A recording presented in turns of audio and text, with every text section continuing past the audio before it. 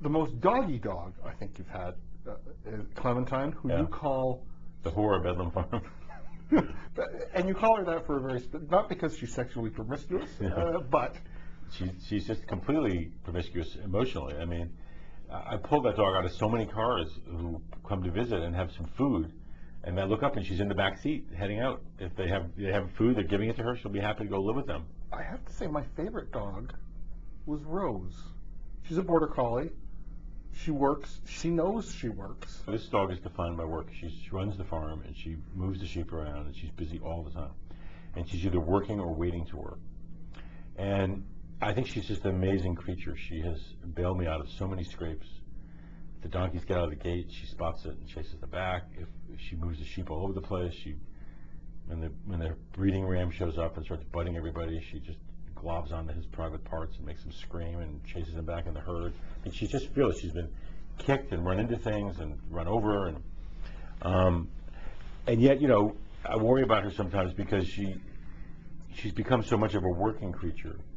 She's sometimes is not really a pet, which is fine by me, but she doesn't do a lot of the things that people want dogs to do. Although not cat people that much, but dog people. She doesn't want to be in your lap. She doesn't need a lot of attention. She doesn't want a cuddle. She doesn't want to hang around with you. So I've done this informal survey when people come over. I usually ask them if they could have any of these dogs, which one did they want. And almost everyone had said Clementine or one of the labs. Almost nobody said Rose, even though she's an extraordinary animal. But that's the reason, is they want her to be like a dog in their minds. They want her to be affectionate and to come up and lick them and to sit with them, and she just doesn't do that. And if you want to take her to the sheep, she'll be happy to do that. So it's interesting. It's an interesting thing because she actually falls somewhere between an employee and a pet. And at the same time, I think she's the one animal I could probably not live there without. I don't think I could live there without her. It's almost like a Rorschach test. You know? Yes. I think it's what really draws me to dogs as a writer, much more than anything else. There are tons of people who write about dogs. I mean, there's a million books about dogs. But there are very few books that look at what dogs do to people. And that, to me, is what draws me, absolutely. I'm always looking at people, and this is weird because, you know, when I wrote a new work of dogs, I spent, on and off, better part of a year at the University of Kentucky.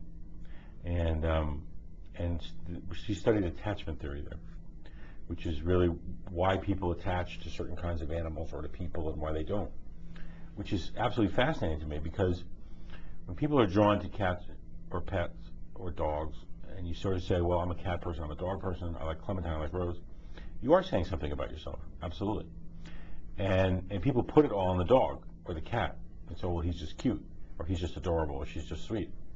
But the truth is, what you're doing is you're reflecting something important about yourself and your life, and everything about your relationship with the animal does that.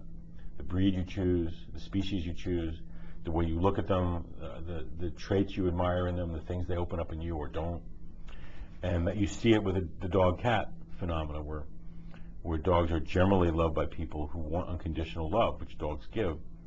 Cats are more likely to be loved by people who are more independent and who are drawn to more complicated relationships. They don't want unconditional love. They want a relationship that is more back and forth and more give and take. A dog like Clementine projects sweet. She just projects unconditional love. And she loves everything unconditional, especially anything with food. And it really isn't about me or you or what you're like, or it's about you're giving her something that she really values, which is food and affection.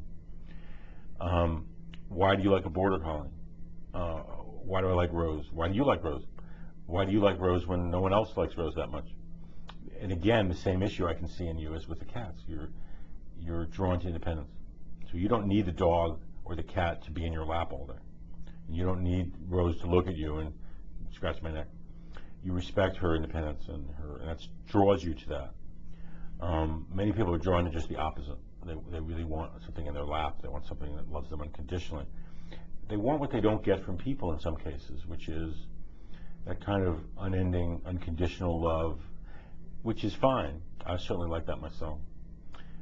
But I think when you get into these questions of truth and perspective, where if I like a dog, I sort of like to know why. Why am I drawn to border collies? Why am I drawn to working dogs? Why am I drawn to this? Why do I always end up really with the Rose rather than the Clementine?